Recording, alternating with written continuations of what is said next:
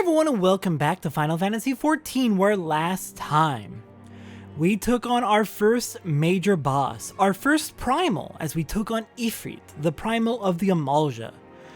We were not, unfortunately, able to save the abductees, the refugees who were kidnapped by the Ul'dah for the summoning of their primal. They had all, including the people working with the Ul'dah, as well as the soldiers we were with, they were all tempered. Their minds were corrupted and they were turned into mindless worshippers for Ifrit, and as long as they lived, they had no more them. They existed entirely to power Ifrit, so they are tragically being put down, which fucking sucks. I'm not gonna lie, it's disgusting that it's being done, but I also don't have a better solution? It's horrible. Today we are continuing on with the main story, with Ifrit being defeated. There are consequences for our actions and our heroism. Let's see, what class do we want to go as today? We're going to go as Pugilist to get some of that experience for Pugilist. Before we really get going, there is one thing I want to talk about. I've talked a lot in the past, but never gone into detail about how the game does get very political, and it starts to talk about a lot of pretty big and important themes. I want to elaborate on that a little bit right here, because we now have enough information where I can start to elaborate on that, and I think I've talked about it a little bit back when we were doing side quests at, it was Red Rooster's Head. I talked about that when we were doing side quests at Red Rooster's Head. But I do want to talk just a little bit about it, since we're getting into the point where it starts to become more relevant and we're learning about it more. So this is something that the game sometimes does well with, sometimes does poorly. I've heard from people who have more relevant experience with the relevant topics that it oftentimes actually falls flat on its face, so it's not a perfect game. I'm not going to try and defend it, honestly. When it fucks up, it fucks up. But Minfilia said something important last time. Specifically, the tribes, they're called beast tribes at this point in the story, some of their primals in response to suffering, a desire for succor and aid. It's not a malicious act to try and attack humans, though there is definitely a lot of malice towards humans in that summoning. But it's not a black and white issue of the tribes are evil and the humans are good. They're largely making those decisions out of desperation, as Minfilia said / strongly implied last time. As we've seen, especially with side quests in Limsa Lominsa, though this is true for all of the nations, we saw this with Copperbell Mines as well. Humans in this world, in Eorzea, do not treat non-human species very well at all. They are treated pretty terribly. And sometimes the humans treat them terribly in response to them being treated terribly by the other tribes, by the other species living in Eorzea. And sometimes it's just human greed that causes them to act maliciously to the tribes first. It is, unfortunately, a very complicated, messy, political situation, and a lot of the tribes, so far the Ul'dah, but surely others, as we have heard there have been activity in Gridania and Limsa Lominsa, hinting towards primal summonings, but out of desperation, out of a desire for succor and relief from their pain and from the suffering they're going through, a lot of groups, a lot of tribes are summoning their primals, which is not a great thing, but considering their circumstances, yeah. The game definitely tries to tackle this and more as we proceed, and it sometimes falls on its face, and it does things really, really poorly. But I just wanted to be clear, like, as we are getting into this part of the story, the game is going to get political and nuanced, and I am going to at least try to engage with that to the extent of my capabilities as just some random person who likes this video game and is also fascinated by its themes, and find many of them relevant to real-world issues. So I'm going to try and engage with them, and if that's an issue for you, this probably isn't even the game for you, honestly, so bye. Anyways, ramble out of the way. I just wanted to talk about that real quick, because it is something that I appreciate that the game tries to do, even if it does fuck up sometimes. I just wanted to talk about that a little bit, because we're at basically that point in the game where it becomes more relevant. Anyways, Minfilia. Sorry, I just kind of talked into the air right in front of you for some reason, for like the last 6-7 minutes almost.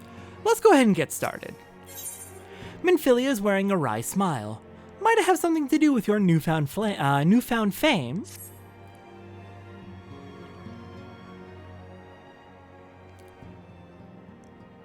Until not so very long ago, you were but one of the many adventurers seeking to make their way in Eorzea. But for your character and courage, you were raised to the esteemed post of envoy. Thereafter, you traveled the realm aiding those in need without thought of reward, confirming to Y'shtola that the Scions would benefit from your aid. And no sooner had you joined us than you personally bested the primal Ifrit.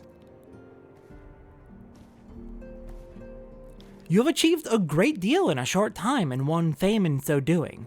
Alas, fame does not come without a price, as you will soon discover.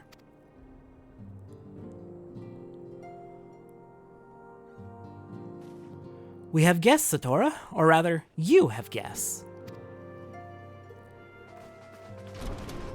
Beg pardons?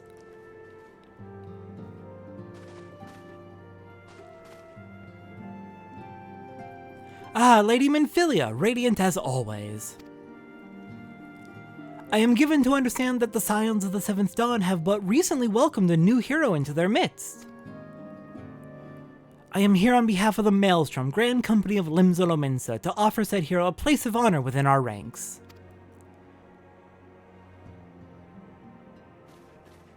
As you can see, Satora, your recent exploits have garnered you the attentions of the Grand Companies of Eorzea.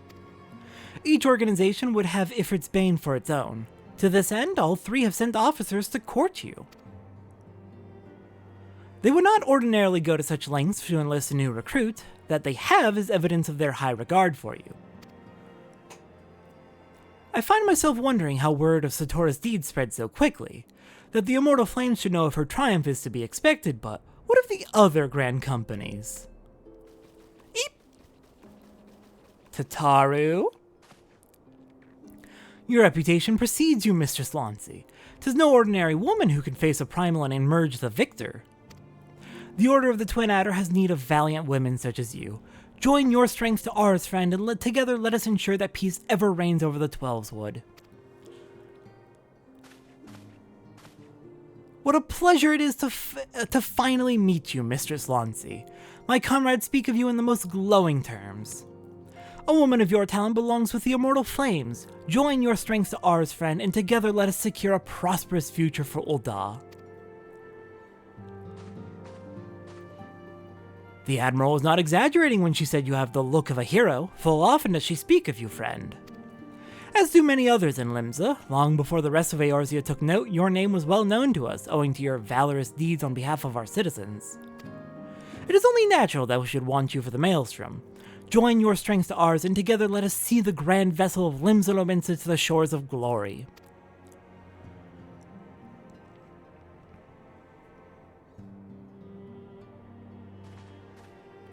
Lady Minfilia. Ah, very well. Though I am quite sure you need no reminding, mayhap a brief summary of the situation would help to clarify your thoughts on this matter. As you know, the Grand Companies are all-encompassing organizations empowered to call upon the martial, economic, and technological resources of their respective city-states in times of strife. There are presently 3 such organizations in Eorzea: the Maelstrom of Limsa Lominsa, the Order of the Twin Adder in Gridania, and the Immortal Flames of Ul'dah. Serving a Grand Company means serving the nation to which it belongs. You'll be charged with its defense and tasked with advancing its cause. In return for your faithful service, you will be furnished with various rewards, some of which may well prove useful to you in your other endeavors. If you are agonizing over which of the Grand Companies best deserves your loyalty, be at ease. The commitment you make this day need not be permanent. Should you wish to shift your allegiance at a later date, you are entitled to do so, and yet I concede that it is no small choice you face. Ah, a thought occurs to me. You will, of course, recall that the 3 city-states are planning to hold remembrance services. Well, as part of the proceedings, I am given to understand that the leader of each Grand Company will deliver an address. I forgot this is when this happens. Oh, I'm fucking excited, actually. Hearing these addresses ought to help you make an informed decision. What say you, my dear officers? So if you remember, this is actually the service that we were sent to propose when we were the Lominsa envoy that Merlvib sent us out to do at the end of the very first arc of the game when we finished up in Limsa for the first time. This is that. It's finally happening. And there is something really exciting that we're gonna see during this, and sorry. I love this game. Hearing these addresses ought to help you make an informed decision. What say you, my dear officers? A fine suggestion. You are as wise as you are beautiful, my lady. Very well, let Satora hear our leader speak, then return here with her decision. We eagerly await your answer.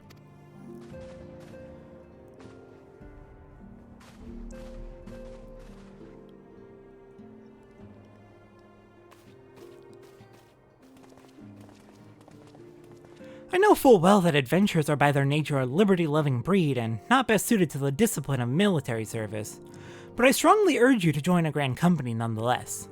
While the promise of reward is enticing in itself, it is not the only benefit. You are possessed of great power, Satora, and with it you are capable of doing untold good. Yet know that great power is wont to attract attention, not all of it friendly. There will be those who wish you ill, and you must needs be on the lookout for them. Yet however vigilant you are but one woman. In the midst of a Grand Company, however, you will be one woman amongst many, a friend amongst friends. Your achievements will be shared, and so will the danger. I can think of no better arrangement. Of course, joining one organization need not mean leaving another. I hope that we can continue to rely upon your aid. The 12 know that we will have need of it in the days ahead. The Grand Company seek to protect their own nations. We Scions, on the other hand, seek to preserve the future of Eorzea as a whole. Similar, yet not quite the same. Now then... One moment. Apologies, got a spam call. Now then, I expect that you'll be afield more often in the future. As such, I would have you carry this link pearl with you at all times. It will allow us to stay in touch regardless of location. Eorzea is changing, Satora, and you have the power to help shape it anew. None can say what the morrow will bring, but so long as we believe in ourselves, there is naught we cannot achieve.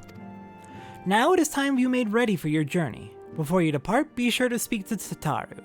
She will apprise you as to where and when the remembered services are due to take place.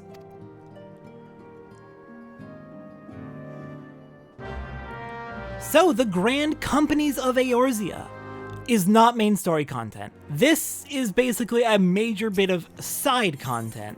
Side questing, additional things we can do on the side that just gives us a lot of benefits and resources, so it is worth doing Grand Company stuff. But this is not part of the main story. Well, you have to join a Grand Company to continue the main story. The next few things we do with Grand Companies will be part of the main story. But once we are fully into a Grand Company, those go off to the side. Those become just purely side content, and we can do them whenever we want, but it's not going to be really required for the most part. Tataru, when are these services going to be held?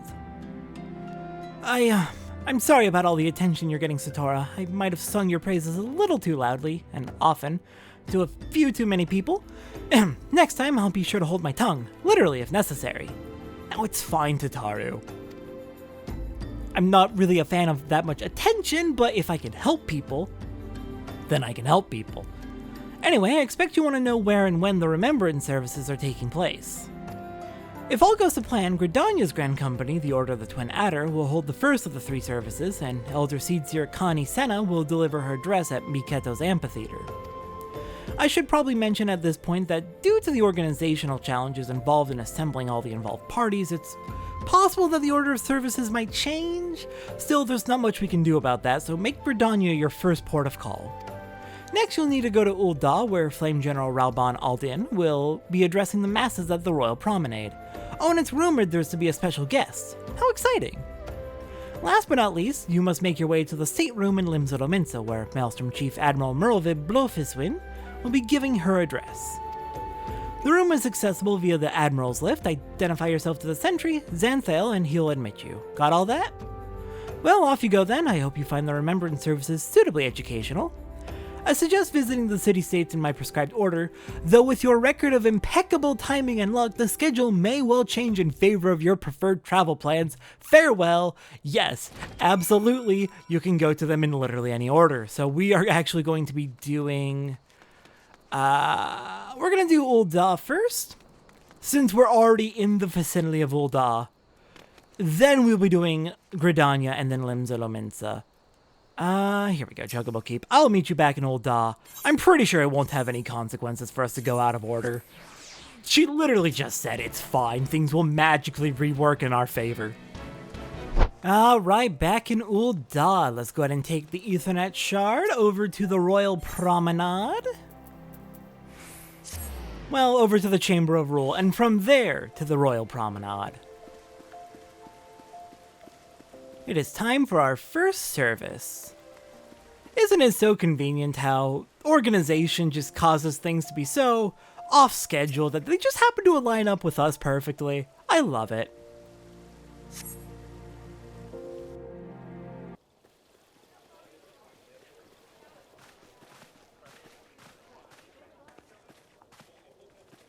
Behold, 'tis the Sultana Nanamo herself! And Rauban as well!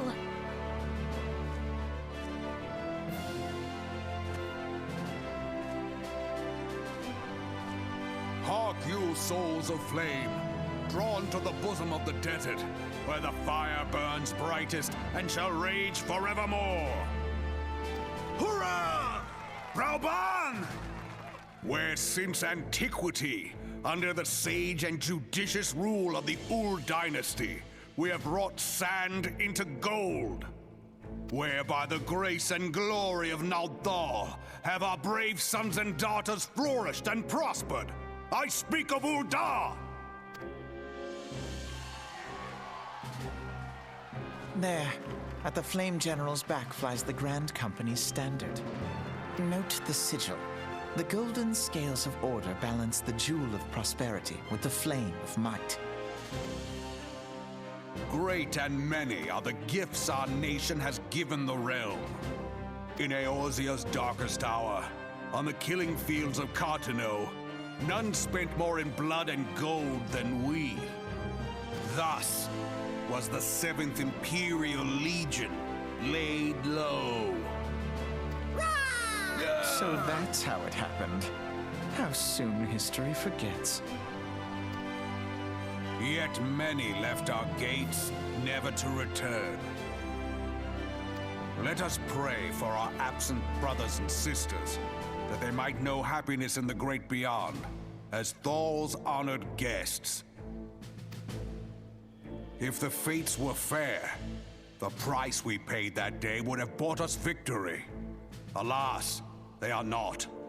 And now, but 5 years into this 7th Umbral era, the spirit of sacrifice which granted us our strength is all but dead. Look around you. What do you see? A people divided, downtrodden, and enthralled. Where are the merciful alms of the rich? Where is the just steel of the righteous? I ask you, is this the great nation our brothers and sisters gave their lives to save?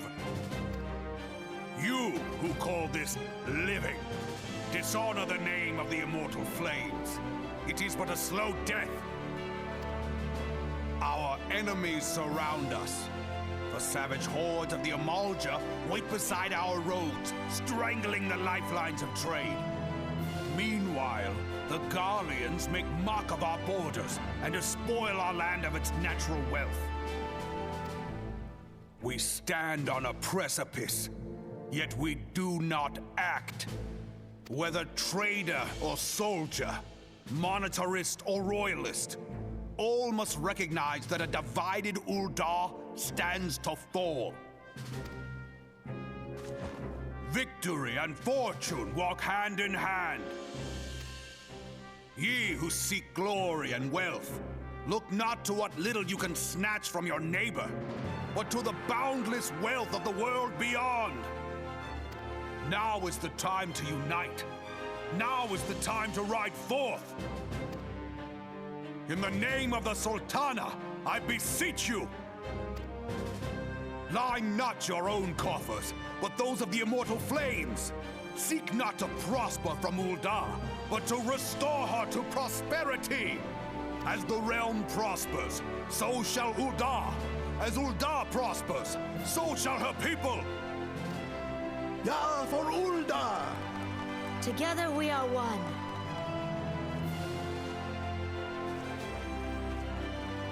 Your grace. Raoban?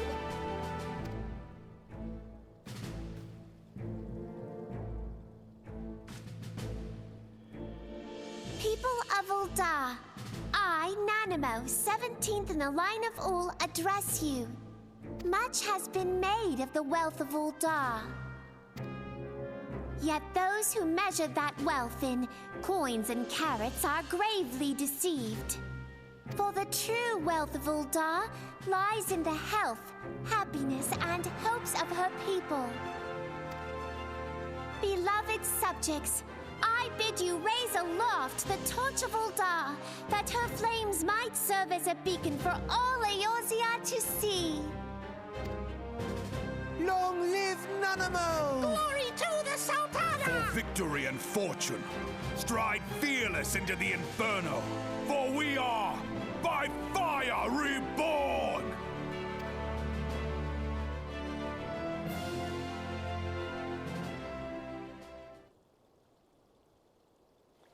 Forsooth! The time is now! If you'll permit me, Alfie No. And my sister, Alize, at your service. I saw at a glance that you were a fellow traveler. You might call us students of history, sampling the realm's remembrances in pursuit of enlightenment.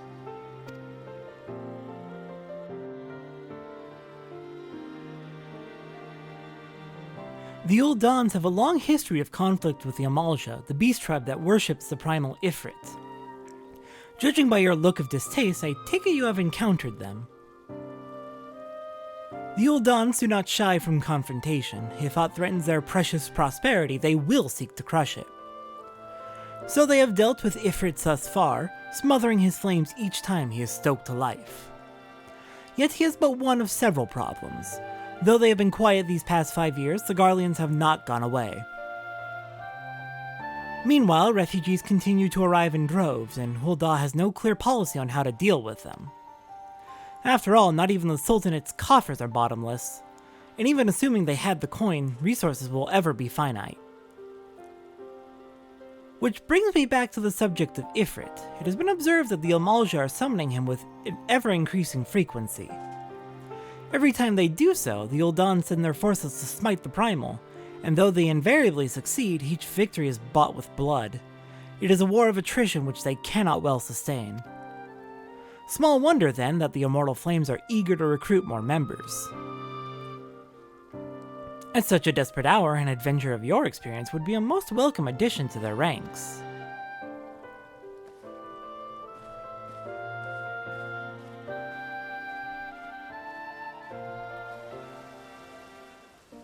So, we have actually seen Alphino and Alize before. They were on the boat with us when we were first heading into Lominsa. Back in episode 1, they walked off the boat right behind us. They were actually sleeping next to us not next to us, they were sleeping down in the hold, I believe, when we were up on the deck talking to whichever of the triplets, the B-named triplets. I forget their names. Brennan, Brent, one of those. Or the third one. Listen, they all look identical, and they basically have the same name, so... Yeah, we've met Alphino and Alisaie before. They were on the boat with us.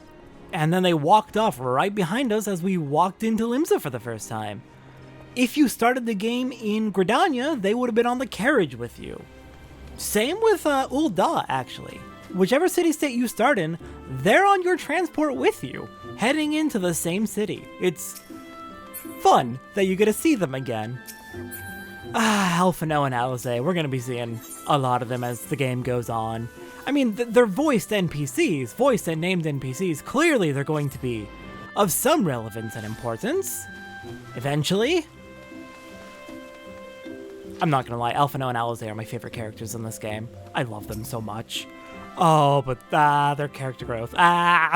Listen, that's for the future. God, I can't stop myself. It's just, I love this game.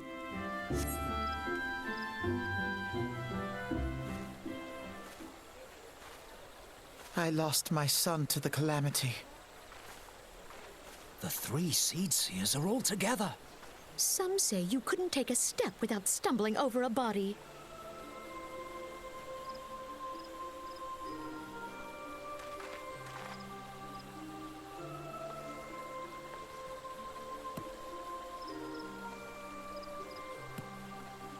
Our forebears were once strangers in the Twelveswood. Fearful of the Green Wrath, they hid themselves in the dark recesses of the earth. Yet they dreamed of basking in the dappled sunlight of the forest. Through great effort, they proved their worth to the elementals, and were granted a place beneath the boughs. So it was that Gridania was born, some 5 centuries ago. Working hand in hand, the Hyur and the Elysian settlers sowed the seeds of our civilization, and soon they were joined by folk of all races. So nourished by the waters of unity, and blessed by the light of the matron, Gridania flourished into the great nation it is today. Do you see the Gridanian standard? There, hanging behind the Elder Seed Seer. The entwined serpents represent the unity between Hyur and Elysian. An elegant symbol, do you not agree? In accordance with the will of the elementals, we have embraced a life of peace. Alas, our neighbors have not always sought the same for themselves, nor for us. Though we Gridanians have no love for war, we have still less for those who would threaten our way of life. Ever have we fought to protect the sanctity of the Twelveswood. When the Garlean Empire brought its war of conquest to Eorzea, we rallied under the noble standard of the Twin Adder that we might push back the encroaching darkness. And it was we who prepared the ground for the reformation of the Eorzean Alliance, that all the peoples of this realm might stand united against the common threat.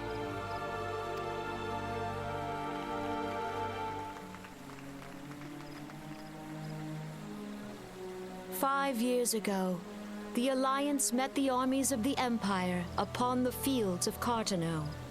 It would prove the bloodiest battle in recent memory. Countless Gridanian lives were lost. As Supreme Commander of the Order of the Twin Adder, ever shall I bear the weight of our people's sacrifice. Alas, their loss was not the only tragedy to befall us that day, for soon came the calamity.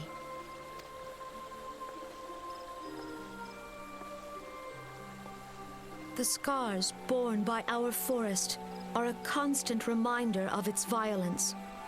Our lives have been irrevocably changed, each waking hour a struggle to survive. Driven to desperation, some among us have strayed from the path of righteousness, resorting to banditry, poaching, and other unconscionable deeds. To compound our woes, the Ixal have returned in force, emboldened by our suffering. They test our defenses nigh without cease, and prey upon the vulnerable. So beleaguered from within and without, it is of little wonder that our unity now falters. Dark times are upon us. Time was a man could walk the high roads without fear. On this day, 5 years ago, countless Eorzeans laid down their lives that we might behold another dawn. Please join with me in honoring their memory.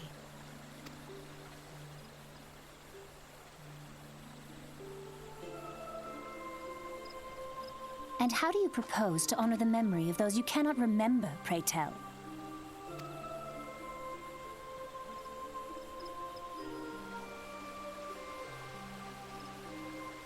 The destruction wrought by the calamity was indiscriminate. It dealt death to Eorzean and Garlean alike. Yet while we have labored to rebuild our homes, to rebuild our lives, the Empire has set about raising steel fortresses here in the Twelveswood.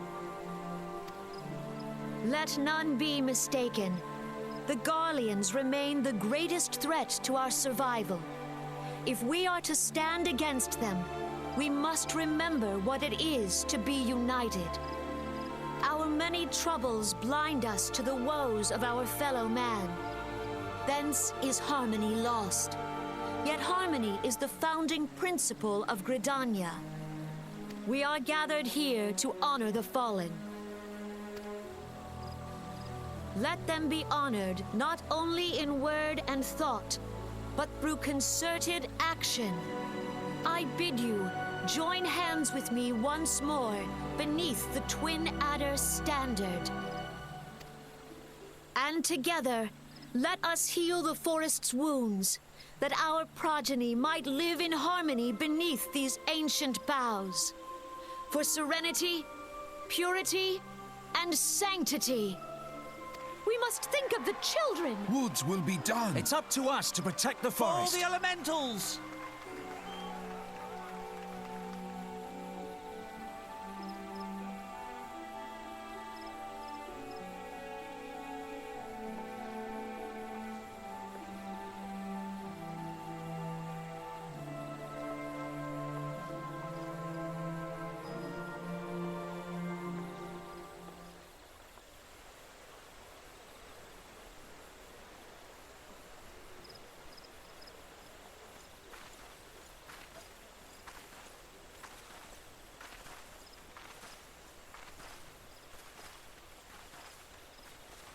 Fancy meeting you again.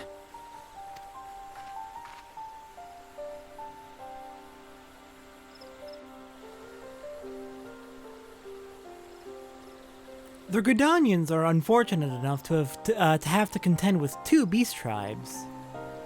The Ixal are unquestionably the more troublesome, being of a naturally warlike disposition and want to summon their bloodthirsty primal Garuda.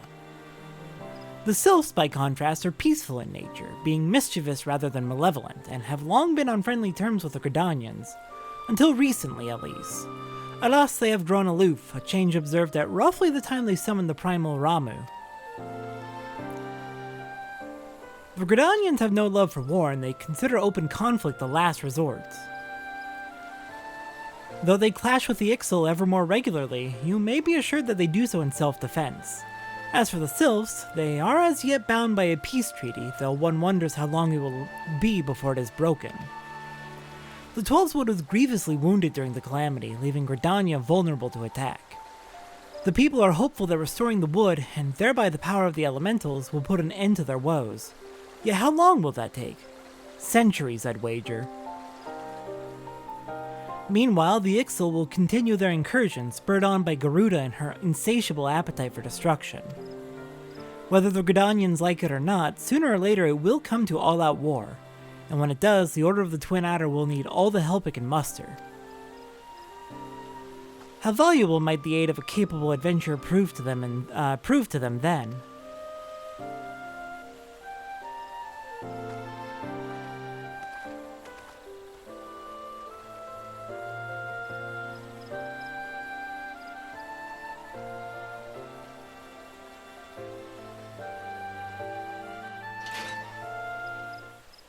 Alize in particular just does not want to hang around at all. She seems significantly more done than her brother. Yeah, that tracks, honestly. That's Alize. Right then, last stop, Limsa Lominsa.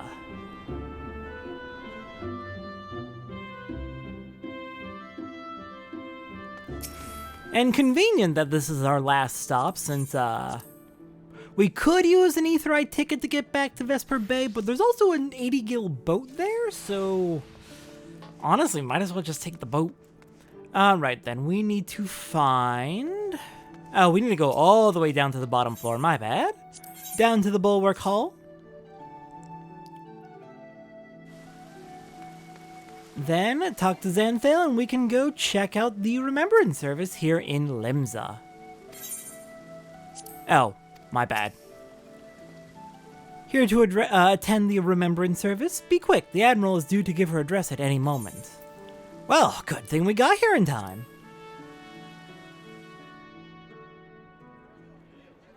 The Garleans are another matter altogether. So much for our alliance.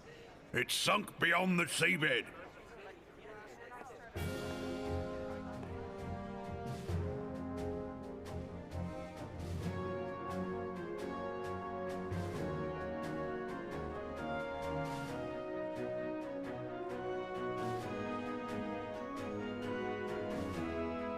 Brothers and sisters of the sea, hearken unto me.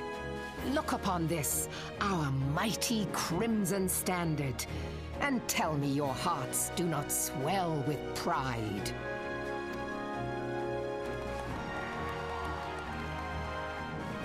"700 summers have come and gone since our forefathers first ran aground in this fertile bay. In that time, guided by the Mother of Oceans, Limsa Lominsa has grown from humble fishing village to uncontested ruler of the 5 seas and beyond.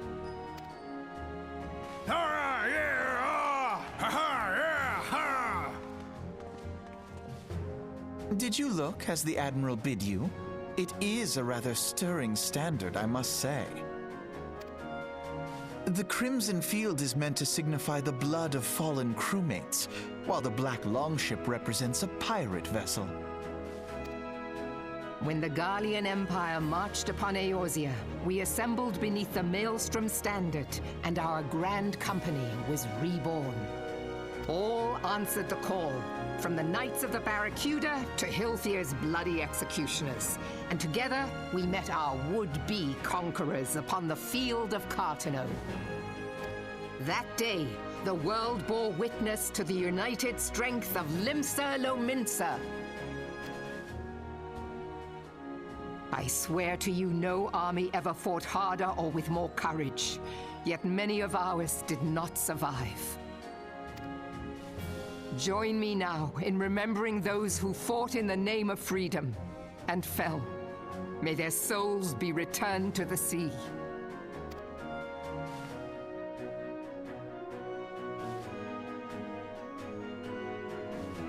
Freedom.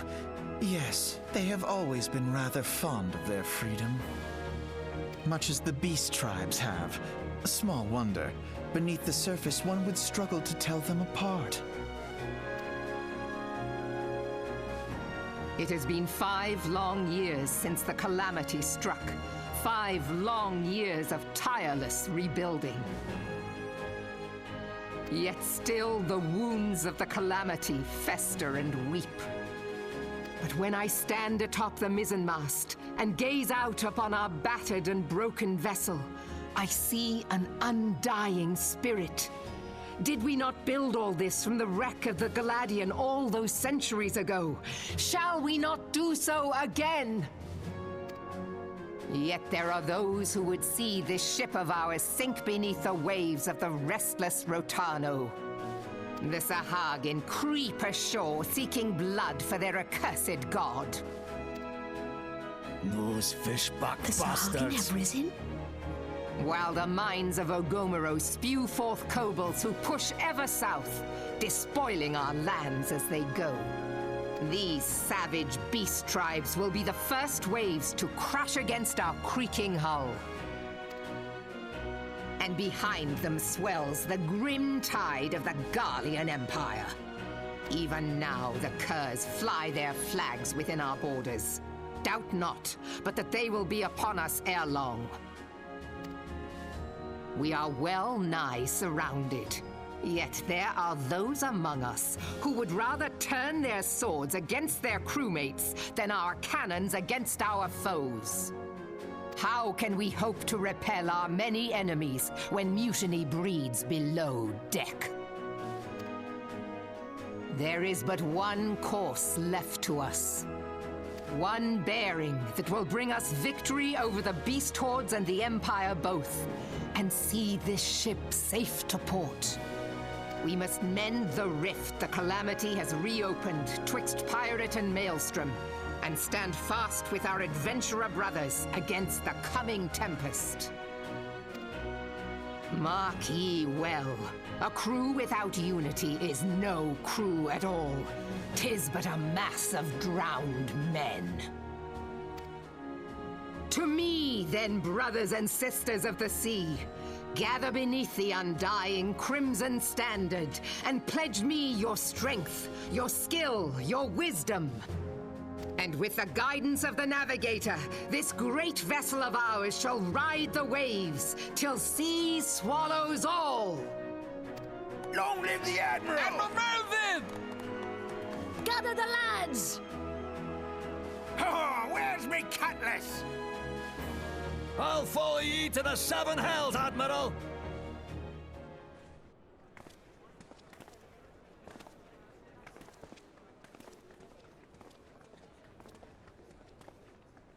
Fancy meeting you again.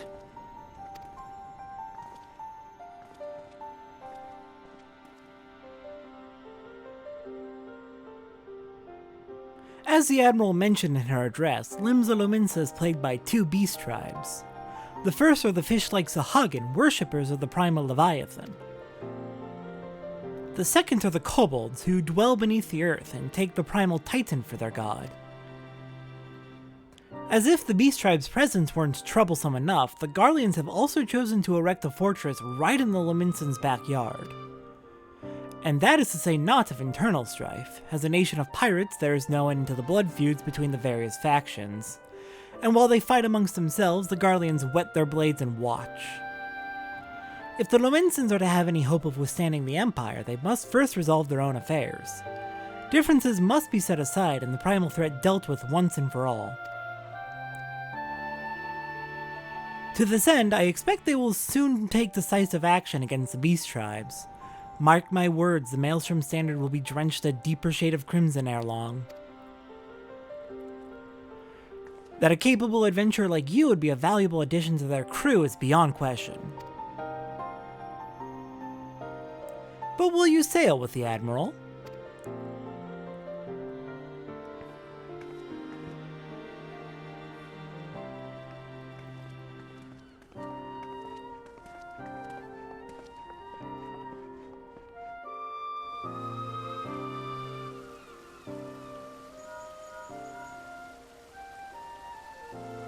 Satora, this is Minfilia. You are well, I hope?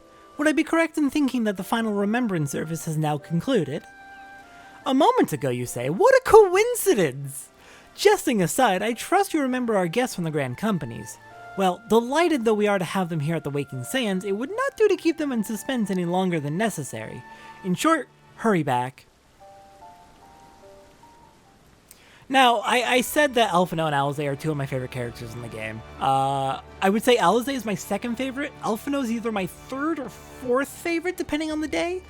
And this is not to say that they are not fantastic by any means. There's a big cast of characters and I love basically all of them. But if you have not played the game before and you don't understand how I could be saying that they are my favorite characters, given what we know of them so far, they don't exactly make the best first impression, admittedly. Don't worry, it'll make sense in time. Alphinaud and Alisaie are absolutely wonderful. It just takes a while, and the fact that it takes a while ties into why they're so good. Anyways, back at Vesper Bay. Hello, Tataru. we're gonna head on in and we're gonna choose our Grand Company. Very different yet similar vibes from all three nations. I definitely have thoughts on all three of them. You probably know my thoughts on Ul'dah at least. I've made no secret of the fact that they are my least favorite city in Eorzea. Welcome back, Satora. Were the Grand Company leaders as words as illuminating as you had hoped? Each nation is beset with problems. I trust you see now why your services are in such demand. Would that there were more of you, Satora. But you must be tired from your journey. Why don't you rest a while and take a moment to reflect on your decision? Once your mind is made up, pray give the Grand Company officers your answer. Alright. Quest clear?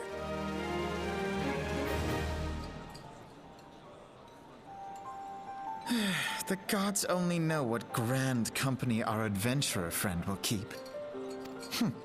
The wheels of change are in motion regardless. Brother, are you certain this course is best? Whatever do you mean, dear sister?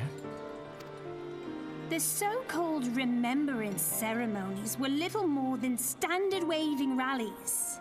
As though the Calamity and Seventh Umbral Era warranted scarcely a mention. Well, of course they were standard waving rallies. Since you are so observant, mayhap you noticed what mention was made of the Warriors of Light? None. I suppose they must have forgotten the heroes who spared Eorzea a fate worse than the Calamity? No, dear Alize, they haven't forgotten these details. They have elected to omit them. Deep are the wounds the Calamity inflicted upon Eorzea. So deep, in fact, that the realm still bleeds. Needless to say, the beast tribes and their primals do little to alleviate the pain. So, the task of salving Eorzea's wounds falls to the scions of the Seventh Dawn, with a little help from our friends, the Grand Companies. Remembrance will yield no remedy. If our world is to heal, we must put the horrors of the Calamity behind us. Our grandfather would never entrust the fate of the realm to despots who rewrite history to their convenience.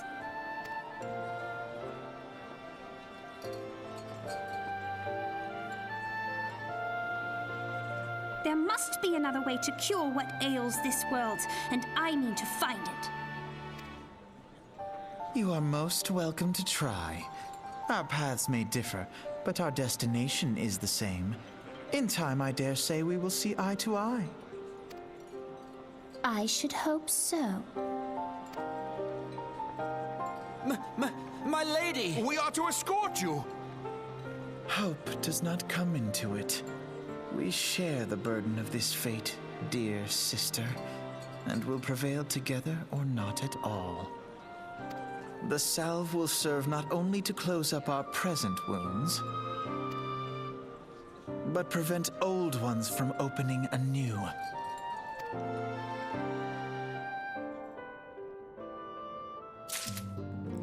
Oh my god. I completely forgot the Levier twins had bodyguards. They don't really come up ever again, I don't think. Alright then. With that, we have viewed the 3 remembrance ceremonies. So next task is deciding which of the 3 grand companies we will be joining. We will not be doing that next time.